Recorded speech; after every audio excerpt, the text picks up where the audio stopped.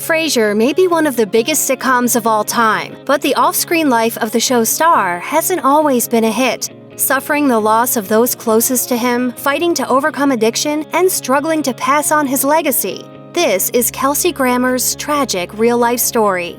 Do you ever get over it? No. In 1968, when Grammer was just 13 years old, a man broke into his father's home and shot him to death. Grammer told E! The assailant lit a ring of fire around his house, and as my father came down to investigate what was going on, he shot him several times, and Dad died.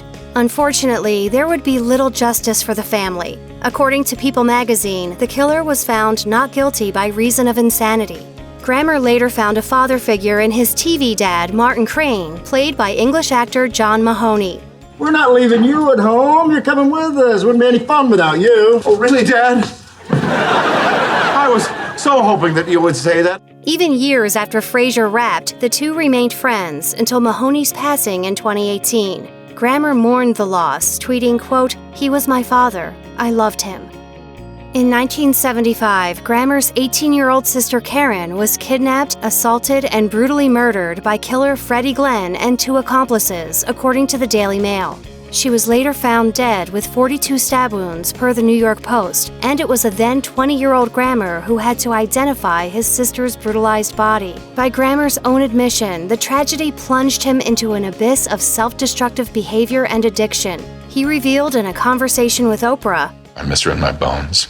I was her big brother. I was supposed to protect her. I could not. It very nearly destroyed me.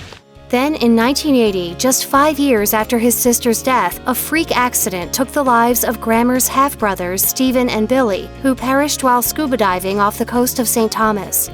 In the years since his sister's death, Grammer has continued to honor his sister's memory by actively working to keep her killers in prison. When my father's killer was released, I found out through the National Enquirer. In my sister's case, I have been allowed a voice in the parole hearings of her killers. Grammer spoke out against Glenn's bid for parole in 2014, saying that letting him go free would be a, quote, betrayal of his sister's life. The plea worked. Grammer began drinking heavily and abusing drugs, particularly cocaine, to cope with his sister's loss. He told Oprah, My love affair with cocaine, which was what my drug of choice, was motivated by a few other things I think about, like not really deserving whatever I'd gotten. He added, Also, I liked it. But his habits culminated in a series of arrests for drugs and drunk driving. According to the LA Times, Grammer even flipped his car while driving under the influence in 1996. The incident prompted the actor to check into rehab. He told Oprah, It just eventually becomes something you can't keep doing. Grammer went on to reveal, I finally quit blow in 1996. That's when I was done. It's a fond memory, but it's no longer a friend. Grammer married Leanne Suhaney in 1992, but after a brief and abusive marriage, per Grammer's books so far, the relationship ended when Suhaney made an attempt on her own life while pregnant. Doctors were able to save her, but not their unborn child, according to People magazine. Grammer released a heartfelt statement saying he was deeply saddened over the death of their child, adding, I had dreamed of raising the baby in a stable and loving environment. Grammer went on to father children with 4 different women, but when he married his 4th wife, Katie Walsh, in 2011, they initially had some trouble growing their family. Grammer admitted to iNews, Katie and I had a couple of miscarriages before we had our first child. That was devastating. These things are hard. These days, however, Grammer is reveling in parental bliss with his 7 children as of mid-2019. Are you happy? Yes.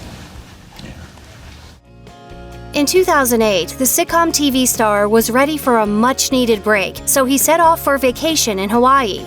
But just when things were getting started, he suffered a near-fatal heart attack.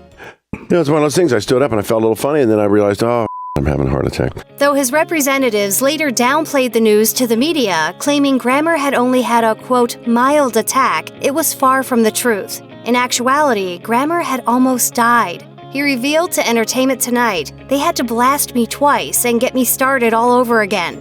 Though he nearly lost his life, Grammer later told Oprah that he was thankful for the health scare, saying, It was a good thing in my life. It was a good event in my life. It was the physical manifestation of whatever lesson was being taught to me, which was, you better fix your life now.